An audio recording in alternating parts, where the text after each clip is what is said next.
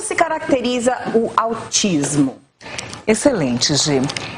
Quando nós falamos autismo para ficar de uma forma simples, o termo é transtorno do espectro autista. Por que espectro? Porque tem vários graus, né? Leve, tem pessoas que têm traços, tem pessoas que têm muitas características. Mas quais são elas? Ele tem uma tríade muito clássica. O autista ele tem uma tendência ao isolamento social. Ou melhor, uma dificuldade de interação social. Ele tem uma dificuldade de comunicação, a dificuldade de se expressar ou mesmo entender situações. E ele tem padrões comportamentais alterados, né? Por exemplo, comportamentos mais restritos a uma atividade ou mesmo aquelas estereotipias, aqueles movimentos repetitivos que se faz sem ter um objetivo social ou um objetivo específico para se fazer aquele movimento, tá? Então, ele é caracterizado por essa tríade. Alguns têm mais características de um ponto, outros de outra. Depois a gente vai entender os níveis direitinho. Ótimo. O autismo, ele é genético? Interessante essa pergunta, porque tem muita relação, sim. Por exemplo, existe uma probabilidade até de 90%, alguns estudos colocam, de se ter autismo quando se tem pais com autismo. Ou quando se tem alguns familiares com autismo, aumenta muito a possibilidade de se ter, né? Então é muito frequente também, por exemplo, em gêmeos, ou uma mãe que teve um filho autista e na outra gestação ter um filho autista também, tá? Então existe sim uma probabilidade genética, mas não se tem uma causa específica. A gente vai explicar isso no decorrer do quadro. Tá, e quais são as causas do autismo? Ótimo.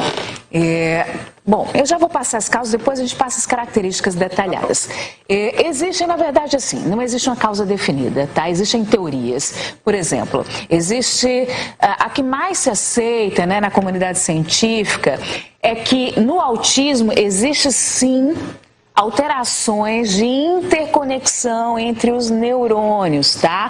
É como se tivesse não só essa dificuldade de conexão neuronal, como também a conformação, as colunas de neurônios estão dispersas. Existe sim uma alteração, né, cerebral relativa ao autismo, tá? Essa é a principal teoria. Lógico que tem a teoria psicológica, que já foi passada, que é aquela em que se falava antes que a mãe era fria, ia ter fria de emoção, ia ter uma pessoa autista. Isso já passou, tá bom? Não tem nada a ver. Então existe a principal, que seria essa alteração neuronal, mas lógico que fatores externos do ambiente, como por exemplo, prematuridade, parto, condições gestacionais difíceis, como falta de oxigênio durante o parto, isso predispõe. Então durante a gestação, a criança não precisa ser genético. Durante a gestação pode ali ter algum problema na gestação e vir a criança a ter o autismo, é isso? E vir a aumentar a probabilidade, sim. Tá? Agora, especificamente qual a causa para bater o martelo, a gente não sabe exatamente qual gatilho. Existem várias suspeitas, enfim, teorias relacionadas ao autismo.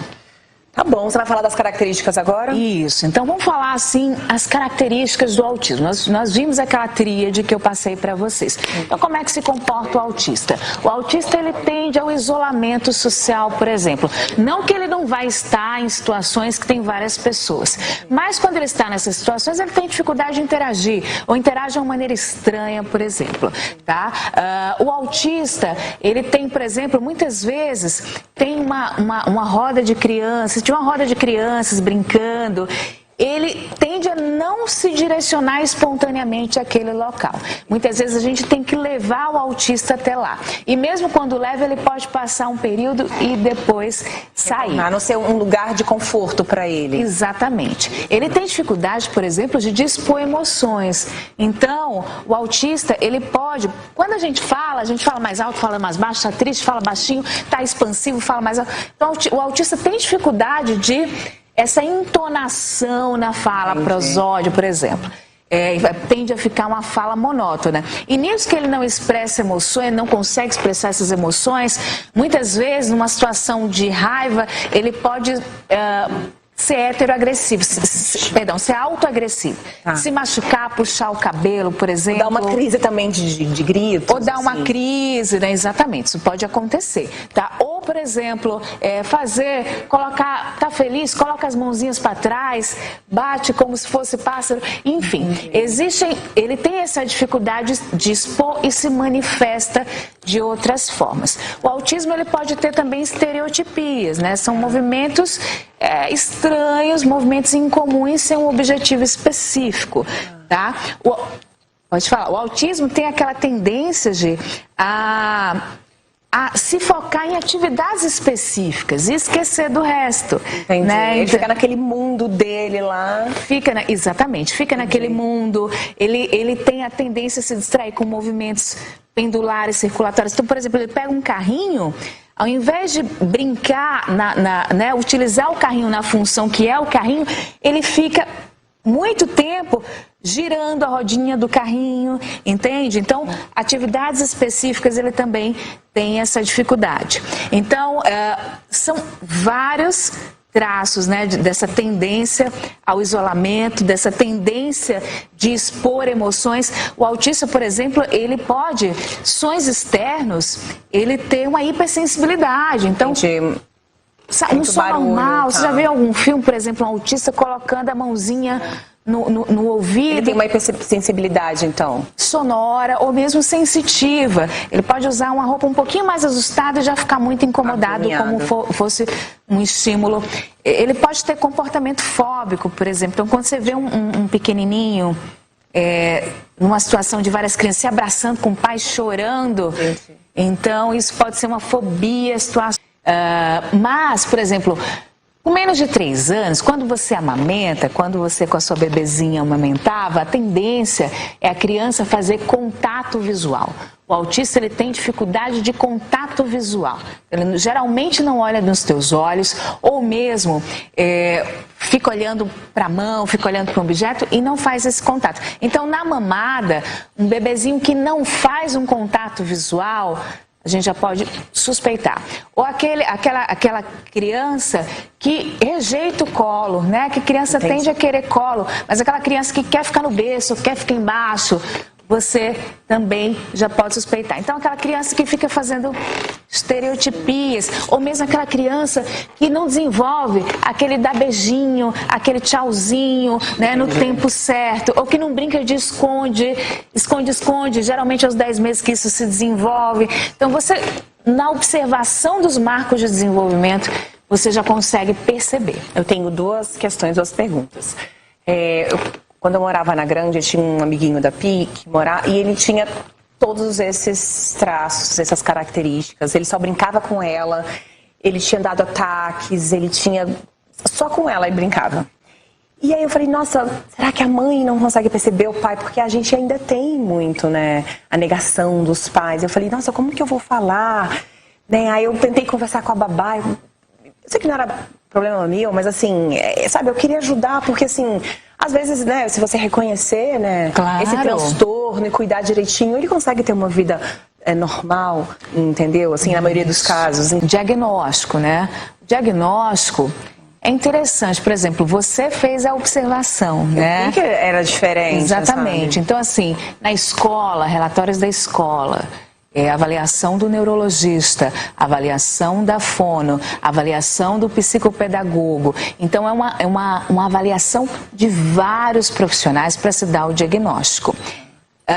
Essas alterações, a gente fala que é um distúrbio comportamental, tá? É comportamental.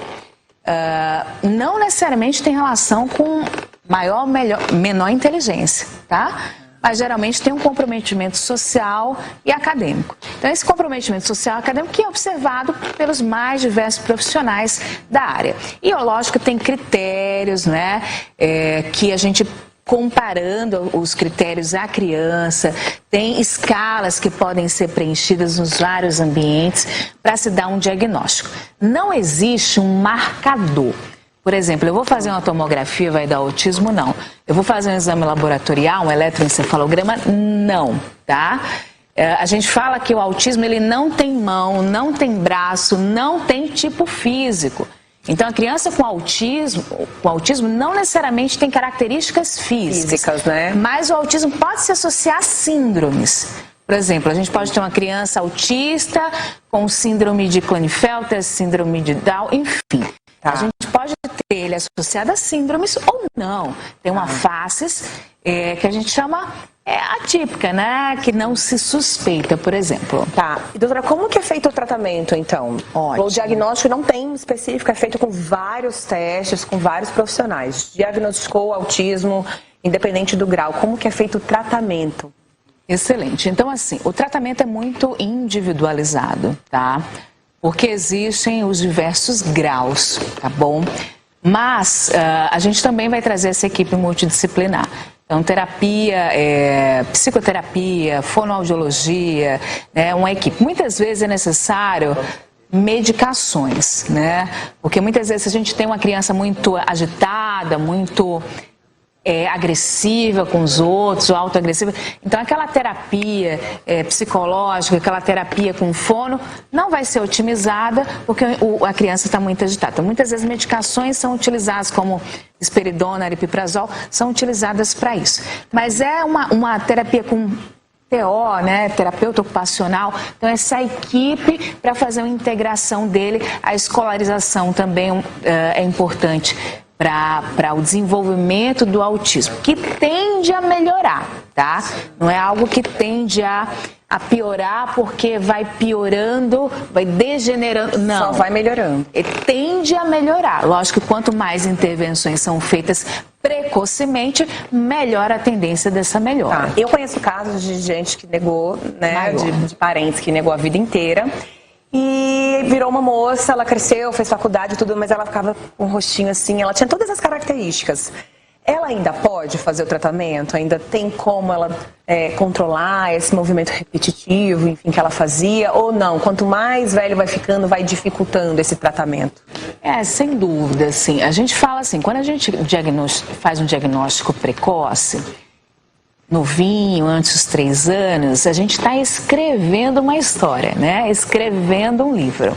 Quando a gente faz um diagnóstico no adulto, tanto autismo como TDAH, que nós falamos no quadro passado, atrasado, a gente está reescrevendo uma história.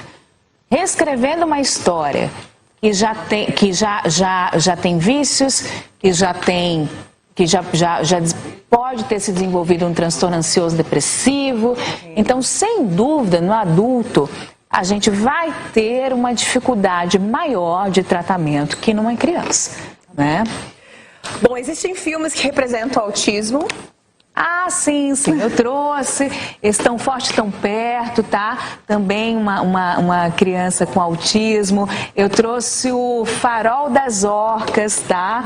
Para vocês também, que ó, o Contador, tá? Que aí é super inteligente, vai mostrando toda a trajetória dele como autista. Ele não tinha interação social, mas a inteligência dele fez com que ele se desenvolvesse em algumas atividades. E o Farol das Orcas também mostra a história de um menino que tem um diagnóstico de autismo e a mãe se desloca aí, vai viajar com ele e tem todo esse estímulo ambiental e tem um romance junto. Eu trouxe 3 filmes, tá bom? Farol das Orcas, O Contador, tão perto ou longe, para vocês se distraírem no final de semana. Doutora. Novamente, você foi brilhante. Quero te agradecer aí mais uma vez. Seus contatos, redes sociais. Ótimo. O meu Instagram é DRA Francine Mendonça. DRA Francine Mendonça. Tá na tela, manda suas dúvidas, interage comigo que eu estou à disposição de vocês. Boa.